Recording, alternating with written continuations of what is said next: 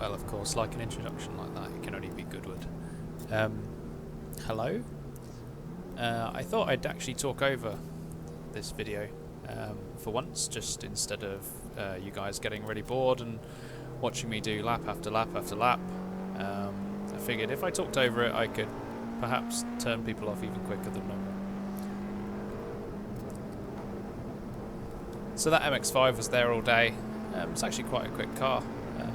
I like to try and give people a bit of a thumbs up on the way past rather than flipping them off. It's hard to tell the difference in the video, but honest, it was a thumbs up for sure.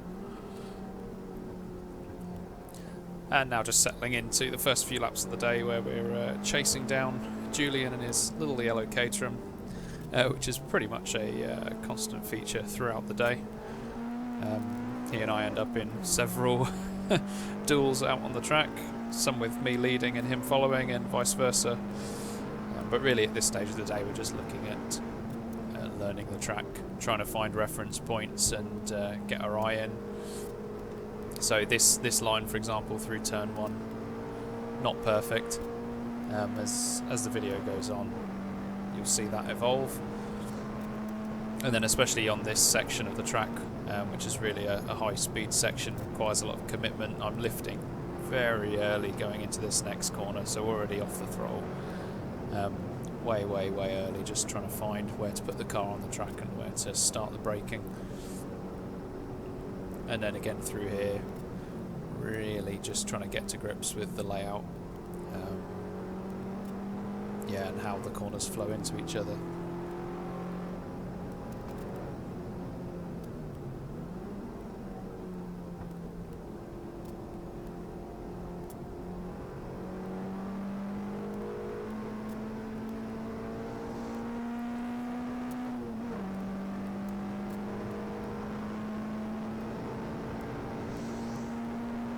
So getting up to sort of VMAX at this stage of the circuit. I think typically later in the day we're touching 120 miles an hour just at the start of the braking zone for this penultimate section. A little check up there, and then into the famous chicane with the brick effect polystyrene walls. Using all the revs on exit there. The line. So this first session's really a sort of a baseline, looking to get to grips with the car. There was quite a story behind getting to Goodwood for this track day, where I'd actually turned up a week earlier with a fuel leak and turned around and drove back home. So it was good just to get out, and it's the first time I'd been out in the car for a little while, so getting to grips again with the balance and the inputs after more than a couple of weeks of work. And pleasing is actually quite well balanced, so you can see actually on entry it's got a reasonable characteristic where the turn-in's pretty lively. So you possibly see a little here, just a little correction on entry. So the back end's certainly active and helping get the car into the corner, but certainly at the last event it was a bit too active, and there was some trips onto the grass which may not have been ideal.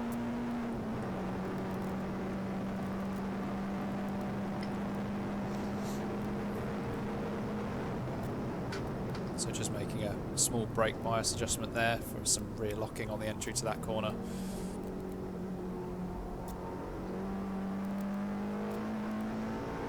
Coming in here, I think this time round I'll take third gear instead of second. I think third gear generally ended up being the preferred option through the day, just to help limit the wheel spin that I was getting in second gear on exit, especially out over the exit curbs.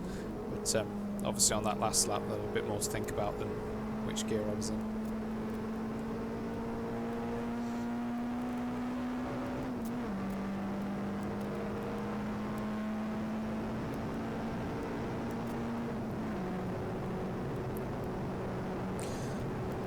So once again approaching St Mary's with all the way off the throttle already in this session, on the brakes now, turning in So of course this right-hander is where Sterling Moss suffered his career-ending accident. So yeah, desperately trying not to end up with a similar fate today.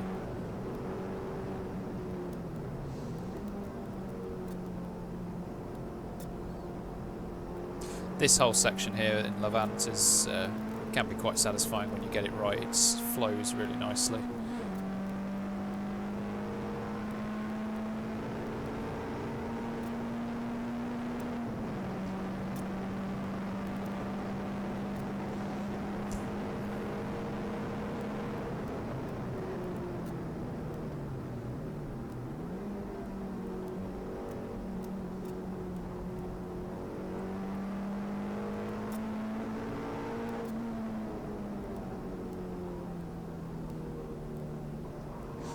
So much tidier through there that time, already getting into a bit of a rhythm in that section with the chicane.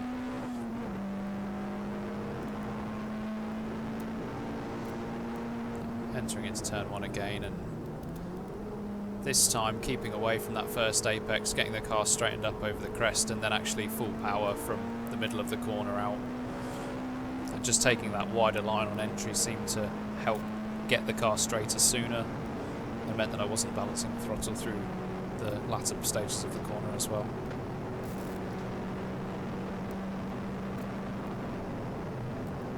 So carrying speed a bit deeper into St Mary's here, using all the track on the right hand side.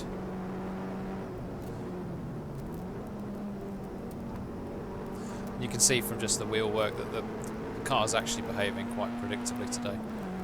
So when there are corrections, it's reasonably minor, like so. And generally keeping the car on the black stuff, not using too much of the curbs at this stage.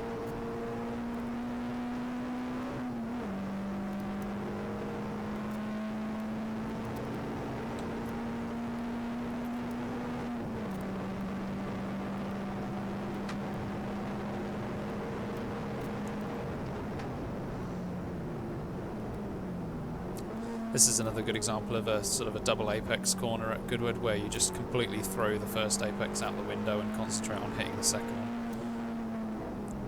And then another... Ha! Right after I said that the car was predictable. Go and do something like that.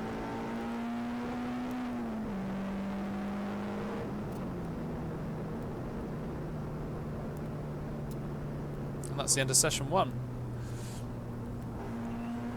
So moving into session 2, no real changes for this. Just again trying to familiarise, get a really good read. Lap times from that first session, as you can tell from the video, reasonably consistent. Just looking at getting all my reference points absolutely nailed on in this second session.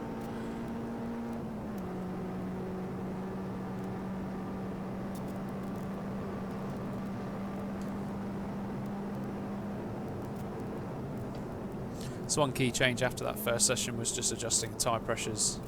We like to run them at around 28 hot. So the first session gave an opportunity to get a read on that and make some slight trims where we needed to. And that just meant that the car would be a little more, not necessarily consistent, but perhaps more familiar with how we've run it in the past in the second session.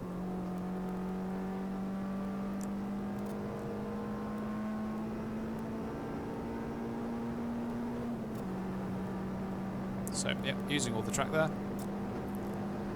Not as far over to the left as I normally would be. Still managing to get it in for the final corner. And now actually closing in on the Caterham and the next car ahead. So I think this is Andrew in his Caterham. And breezing past him there, just cut that bit out while we were following him through turn 1.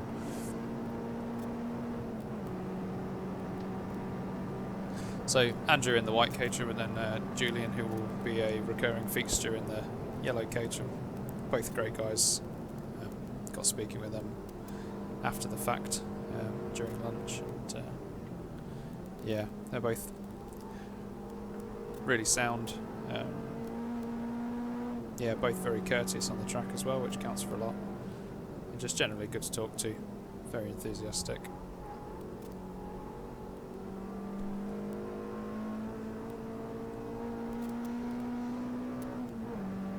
So one thing that stands out here is just the amount of space and time that you get at these Goodwood track days, and that's one of the things that really blew me away. Is just you maybe deal with 1 or 2, maybe 3 on a bad session, but aside from that there are just no cars, and you can really concentrate on hitting your reference points, making sure you're going as fast as you'd like to. And in terms of quality of the time you get at the track, you might not get as much in terms of minutes, but you might get more good minutes.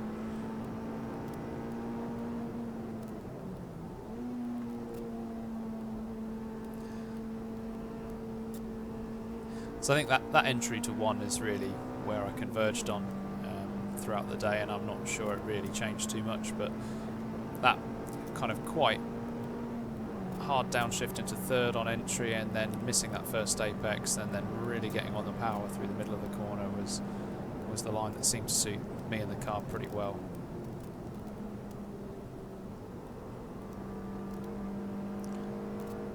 Oh, big correction there.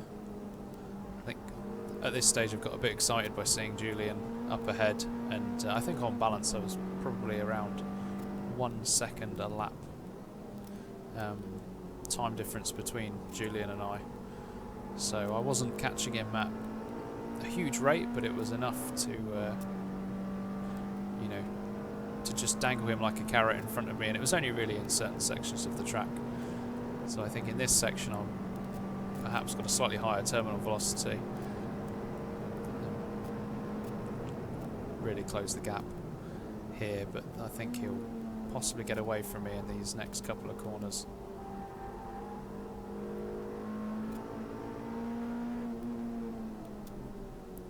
Although admittedly I think I'm probably a bit closer to the walls than he was. Probably proportional to the amount of money that each car is worth.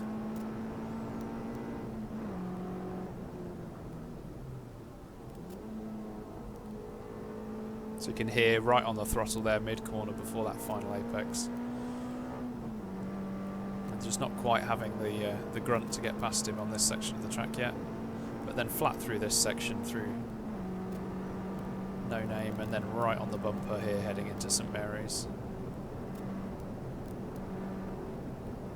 Of course all the way over on the left hand side of the track, getting the apex, and then all the way using the service road on the right into the second half of St Mary's, and then again bleeding out. A bit of a wide line on this one, as perhaps Julian managed to take a slightly neater line through there. And then into Levant, using the first apex out onto the apex curb, ignoring the second one, leaving about a car's width, and then powering down on the exit.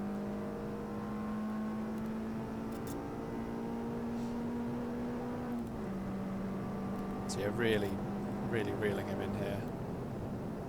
Admittedly, both affected by the traffic.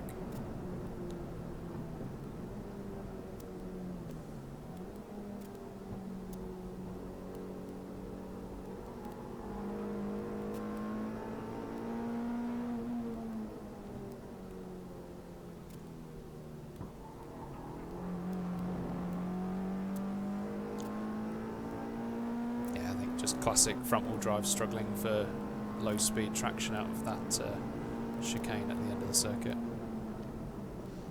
Again, taking a slightly tighter line through here. I think at this stage I was kind of done with being stuck behind the Caterham.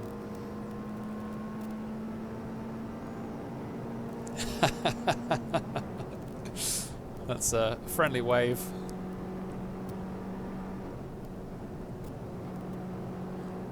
Yeah, I think this is the danger on track days, and part of the reason why I'm quite keen for track day organisers to be very clear about the overtaking rules, and for people to lift off the throttle when there's a car that's faster than them over a lap. Because I think as soon as as soon as you've had your fun and there's someone holding you up, it is just frustration that creeps in. And certainly I know I make stupid mistakes like missing a gear, and yeah, it just elevates the risk for everyone, and that's definitely a thumbs up, just in case you were wondering.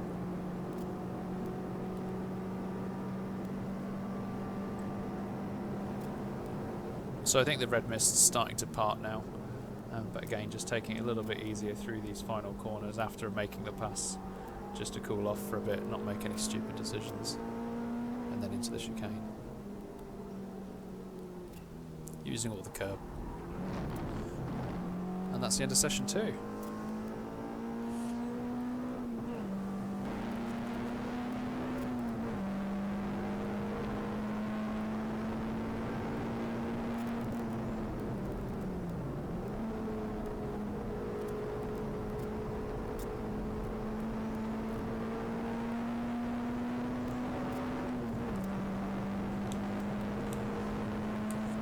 So, session 3. Again, just really looking to nail this baseline setup. I think later in the day, go on to make some changes, but given the amount of time that I spent behind the Westfield in session 2, I just wanted to go out and really have a clear track, nail down all the reference points and lines, and put some nice laps in that I could compare back to later.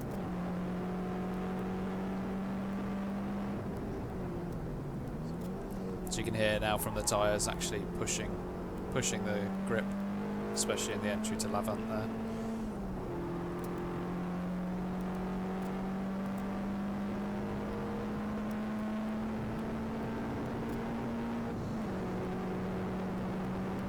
Okay. Keeping it nice and tidy through the Lavant straight, nice early braking into Woodcut.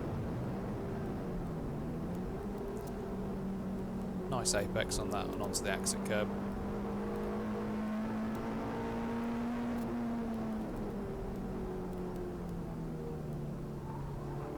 Really digging it out in that chicane now in third gear. It's just outside of the torque band of the engine, but it pulls nicely out of there rather than having to wrestle the car with the wheel spin in second and really making things more busy than they need to be with the hands.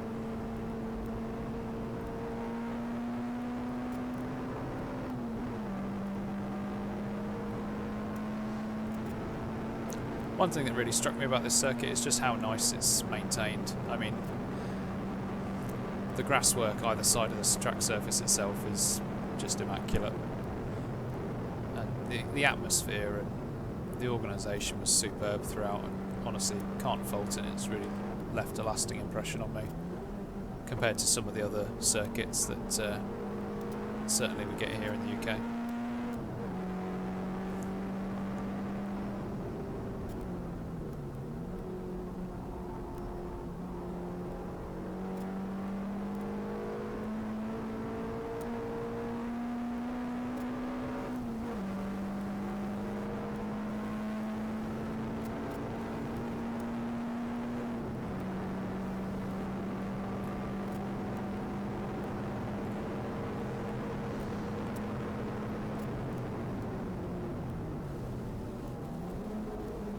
What's nice about that corner is you can really continue your braking through the first section of the corner, and it's not really until you turn in for the second section that you need to be fully off the brake. So braking comfortably early to make sure I slowed the car there, but there was potential for recovering from errors or adding a bit more brake in if I felt I'd carried too much speed in.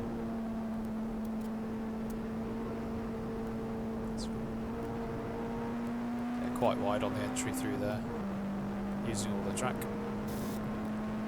So this no-name corner's 100% wide open, already in fifth here. You know, getting close to 115 or so miles an hour here, and then it's really just a bravery thing. How much speed do I want to carry in here? Braking right at the board, turning at the board, try and hit that apex, keep it right to the service road, use the end of the service road as a braking marker, turn in, then bleed the throttle in and try and keep it tidy, out to the right by the arrow, and then straight line it to the 50 board, brake, turn in at the board, balance the steering, get the apex.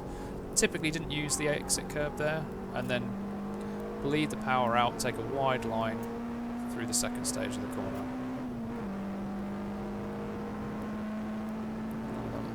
Lavant straight, just using all the road here just to minimise the steering input. Drift over to the left for this section, brake at the 150 board in a straight line. Bit of steering lock, still on the brake, and then at that second chevron, that's when you turn in, nail the curb, and then into chicane, brake, turn in, dabber brakes between the walls, and then keep it nice and tidy on the exit, holding third gear.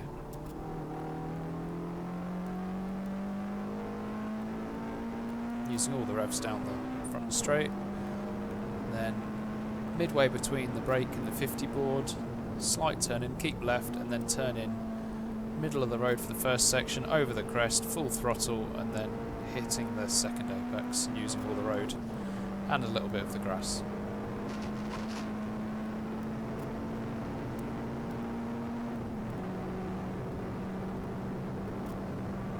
So again, for this corner it's a bit unnerving because you have to be in the middle of the track, so you're sort of aiming for the turn-in board really and ignoring that first slight kink. This is a great corner and you just have to be careful not to hit the inside curb because it is raised and it will unsettle the car.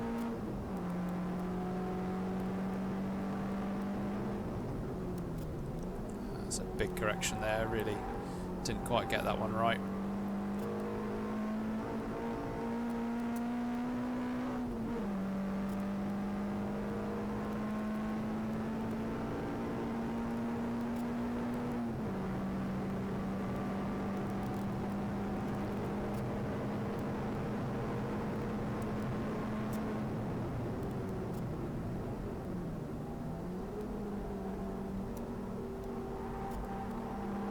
Again, just Julian there on the horizon.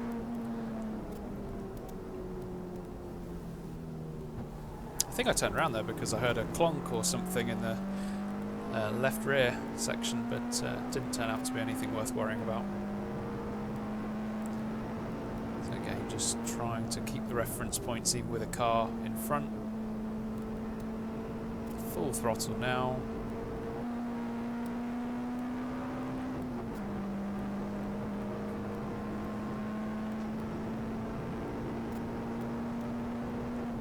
Again, keeping a much tighter line through there than Julian, and then using all the track on the way out. Aiming for that turning board, ignoring the left-hand brake board. Just keep it very, very tidy through here. But big correction there, but managed to catch it. And then braking at the 50 board, turn in. Again, shallower line than the Westfield.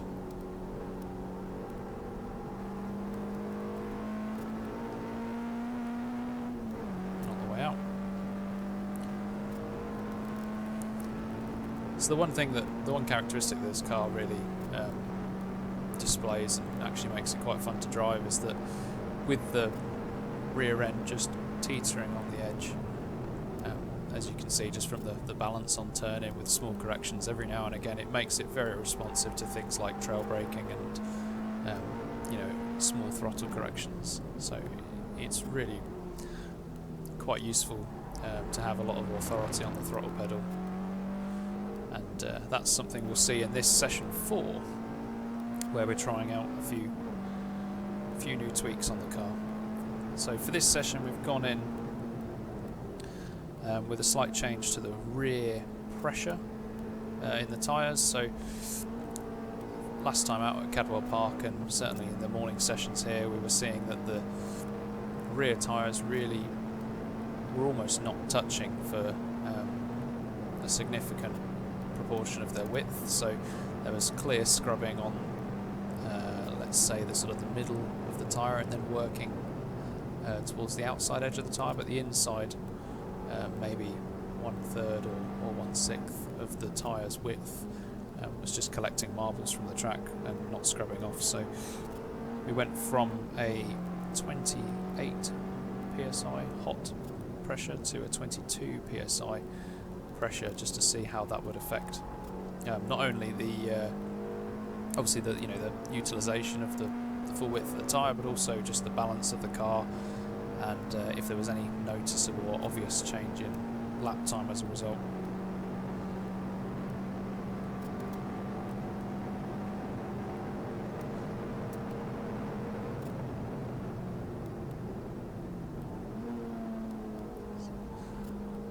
So not quite on the apex on that corner.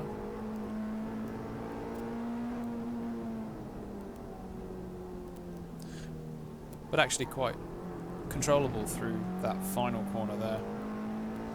So I think, as we'll go on to see, that became one of the most noticeable changes that occurred from the change in tyre pressure. So through the fast corners like this one, I wouldn't say there was an obvious difference, but certainly in the slower corners, and also the corners where we was using a lot of trail braking or throttle manipulation to balance the car, there was a noticeable difference towards the car needing bigger inputs to produce the same oversteer characteristics. So heading into this left-hand of St Mary's here, again trail braking here normally, and actually you can see there I've held constant steering throughout the corner, whereas normally with that level of trail braking I'd expect to make a small correction. And here I've gone in with a big trail brake just to try and upset the car and find that limit. And as you've seen, found it pretty successfully.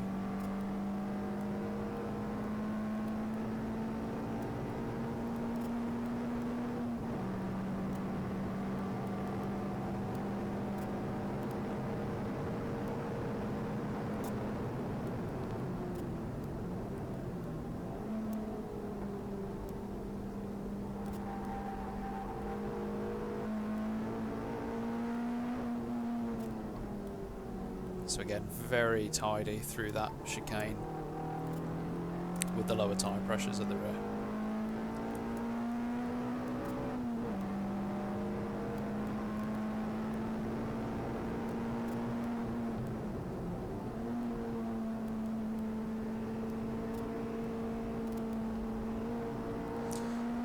So I think arguably I could be holding a bit more speed through turn one, just watching this back. I guess at the time when you're entering at reasonable speed, it's not always the easiest thing to motivate yourself to push, but yeah, I think from the silent nature of the tyres, there's probably more grip and more speed to come there. So again, through these corners, just experimenting with finding the new threshold for trail braking, getting the car to rotate. And now, certainly through this section in Levant, getting it around about back to the same level that it was prior to the change.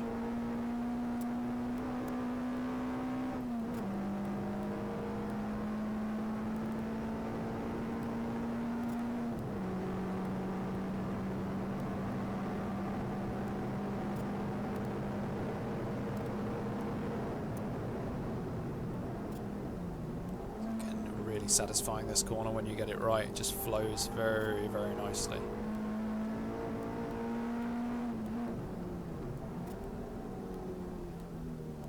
And again, none of that horrible oversteer, not struggling to get the car around there and using the trail braking.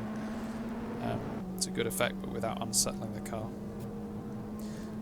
So heading into the final session, sticking with the lower tyre pressures that seemed to give a small benefit in the last session, although admittedly not a huge change in lap times, but certainly a positive change in terms of the overall stability of the car and the controllability. Felt a lot less on edge throughout. So for this final session, actually made another change towards giving the rear a bit more grip by softening off the rear dampers. So they're adjustable dampers and previously set to the full hard setting, and just in the interest of giving it a massive kick and seeing if there's any sensitivity there, I've gone all the way to full soft. So you can see already that the sort of the oversteer characteristic on corner entry is retained.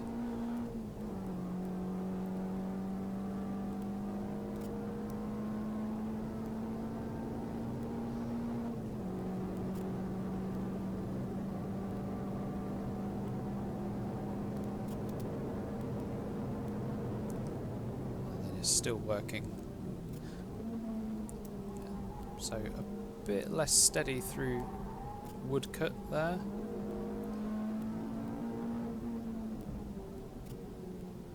And still reasonably tidy on the chicane, so definitely through Woodcut there a bit untidy, and I think on the next few laps that does improve. But certainly heading into that corner, if there's any instability on the braking, well, put it this way, those purple trousers will not be purple for long.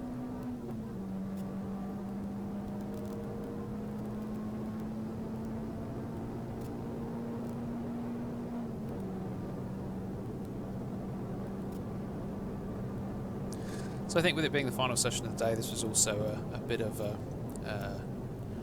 9/10 session, in the sense that sometimes you just have to remind yourself that you've got to drive this thing home, and there's no point pushing for that final 1,000th of a second, especially with this being a bit of a test. So I was really just looking for balance feedback, and I think it might be clear already that these laps are not going to be as quick as what we saw earlier in the day.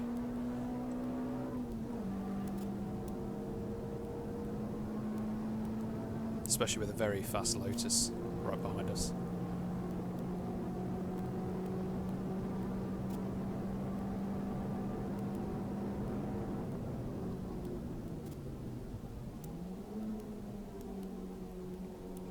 So again, I could probably call a cab to the apex from there. Just keeping it tidy in that final chicane, although a bit of oversteer there, which I'd not felt since really the first couple of sessions of the morning.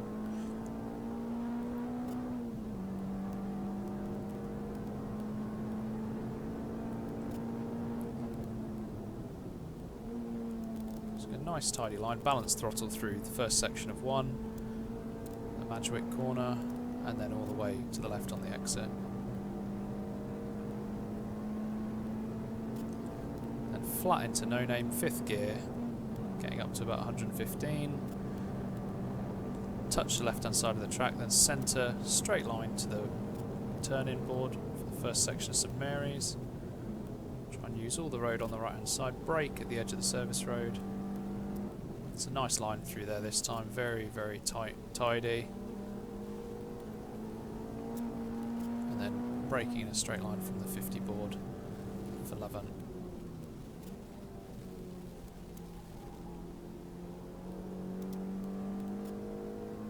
So holding constant lock through there. Again, doesn't look quite as fast as earlier in the day, and admittedly the session times here were slower than the previous. Well, certainly all previous sessions, and couple that with the instability that was felt certainly through this section of the track, and then well, there's a great example, and then also in the chicane with it struggling with oversteer in the second section,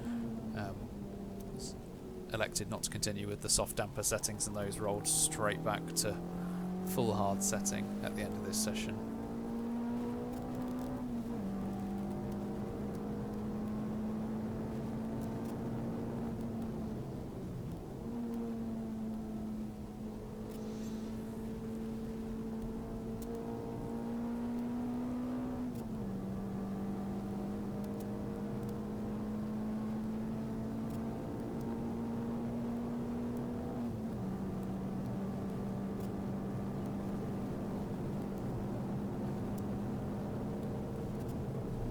So again, closing in on a car here.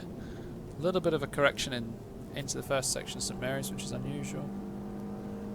Again, not my best line through there, but actually worked quite well for the exit.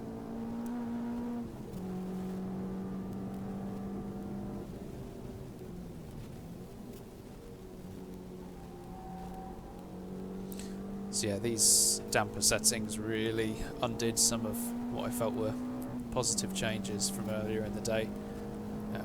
So where we'd moved towards more rear stability, changing to the softer settings actually seemed to give some of that up. So not viewing that as a positive move at this stage.